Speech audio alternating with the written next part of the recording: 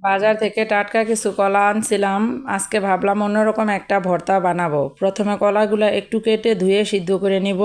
একটু পোড়া পোড়া সিদ্ধ হলে ভর্তা খেতে অনেক বেশি মজা হয়। তারপরে কড়াইয়ে অল্প একটু তেল দিয়ে কাঁচামরিচ, শুকনা মরিচ আর অল্প একটু রসুন ভেজে নিব, আর কিছু পেঁয়াজ বেরেস্তার মতো করে ভেজে নিব।